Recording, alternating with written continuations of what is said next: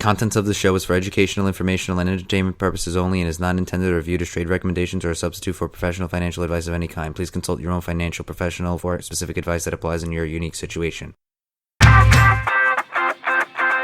You're listening to the 12 Days of Investing, where we go over real action steps anyone can take to change their financial lives. If you're looking to learn how to get started with investing without all the hype, you've come to the right place. Stay tuned and join us on happyfinancials.com, your home for plans, strategies, and investment info online.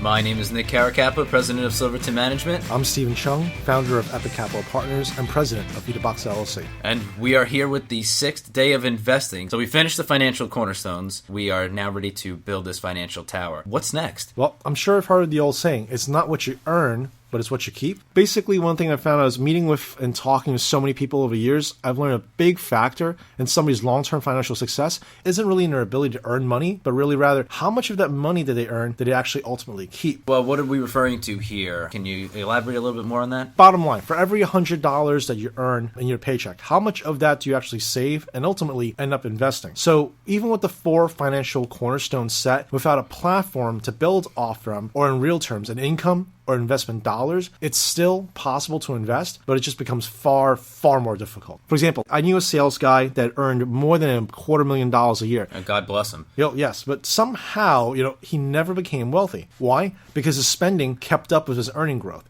I know it sounds silly, but acting as an outside independent observer, I've really just seen that most people do increase their spending proportionally as their income grows. So rule number 1 I've established for myself is always spend less than you earn. Well, it sounds like a simple concept from a person who follows a lot of sports.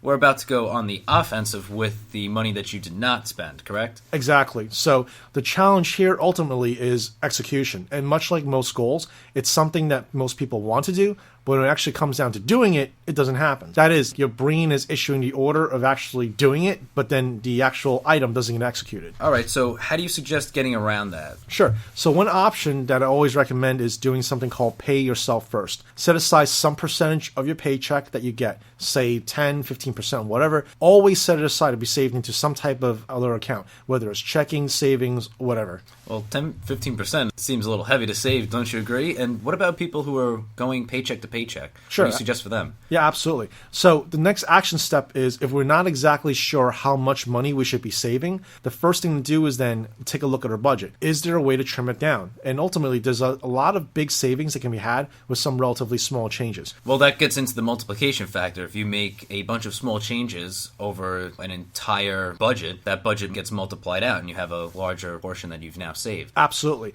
So for example, say now somebody is getting a cup of Starbucks every day. Instead, go get free coffee at the office or just make it yourself at home. Well, it's free for them, not free for the boss. Well, yes, unless you're like me and I pay for everybody's coffee at work anyways. But, that being said, at say $4 a day at Starbucks, over the course of a year, that's about $1,000, Or another option is instead of eating out, pack a lunch, So at 5 days a week at about $7 to $8 a lunch, we're looking at another $2,000. And that's another total of $3,000 that you could save up and invest into whatever piques your interest. So we're talking about a basic concept known as financial discipline. Yep, absolutely. So I'm not saying this is easy, and the fact is it's a hard thing to do for some people, but you have to honestly ask yourself, are you happy with where you are right now? And if not, are you willing to at least make some small changes to make things better for your own future? There's 2 events that have to happen. First, you have to decide to take action, and then from there, you actually have to take the action. Well, with a lot of people only having a couple of days left in this 2015, they're going to be thinking about some of these things. It always seems to be a time of reflection upon the previous year. And with that being said, hopefully in the new year, they are thinking about some resolutions when it comes to personal finances, or even if it's, relationships or health or in other aspects. You do have to take the action on what you're planning on making a change on in the new year. Absolutely, Nick. Some action steps I recommend is first, create a budget, make sure it's accurate, and from there, look at the budget. Do you have cash left over at the end of the month, or as I'd like to say, are we cash flow positive? And from there, are there areas for improvement? I know that a lot of people don't actually think of their personal finances as being cash flow positive. I feel like that's a big concept to start to understand. Yeah, absolutely. So basically, it's like having a financial roadmap. First, you got to figure out where you are right now. Then from there, be able to figure out where you want to go in the future. And having a budget will help you get started on that road. All right, great. Well, my name is Nick. I'm Steven. And we're going to be on to the 7th day of investing, where we will be talking about how to identify action steps to propel you into prosperity in the new year. This podcast is sponsored by Epik Capital Partners, happyfinancials.com, and Silverton Management. Thanks for listening.